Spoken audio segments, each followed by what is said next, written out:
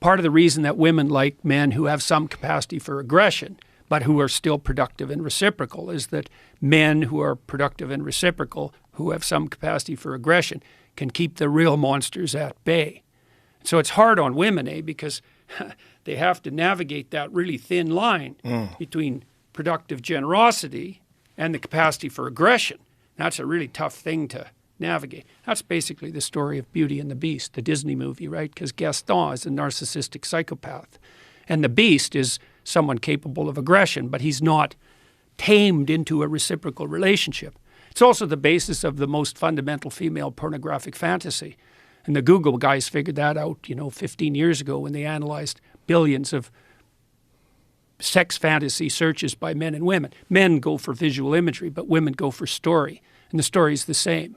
It's, innocent young woman with a lot to offer, but kind of hidden, finds some male, 5 categories of men: vampire, werewolf, pirate, surgeon, billionaire. And he's, kind of an aggressive guy, but he's capable of being tamed into an intimate relationship. That's the standard female pornographic fantasy. And it's pretty much the standard fantasy of romance.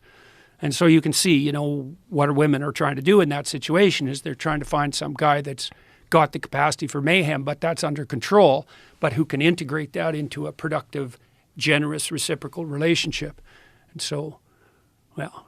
It's fascinating because the capacity for violence and the capacity for aggression is one of the things that's been actively muted in our male population. Yeah, well, there's a bunch of reasons for that, and some of them turn into positive feedback loops, like there's sort of self-fulfilling prophecies. So there's a lot of women out there who've never had a positive relationship with any male in their life, right? And maybe not only not a positive relationship, but really a series of pretty negative relationships.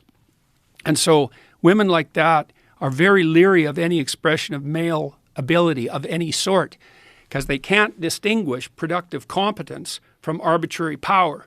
And because they're trying to defend themselves because they've been hurt repeatedly, maybe they come from broken families and catastrophically arranged neighborhoods, one of the tactics that can be used in that situation is just to try to do everything you can to distance yourself as much as you can from any display of male ability, because it can't be distinguished from psychopathy. It can't be distinguished from the use of power. It takes a sophisticated woman to be able to make that distinction. So the other thing you see too is that young women are much more likely to be seduced by psychopaths than older women, because the psychopaths mimic competence.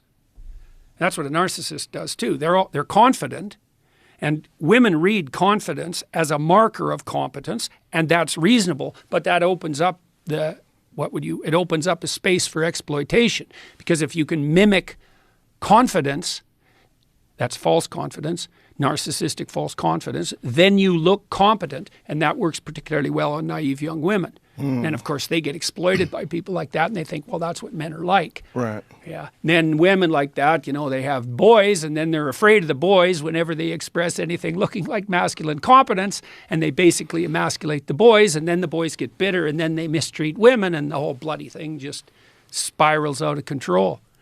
And that's where we are. That's where we are. What a strange place to be, isn't it? Yeah, that's for sure. Yeah. Well, the unintended consequence of familial breakdown, that's a huge part of it.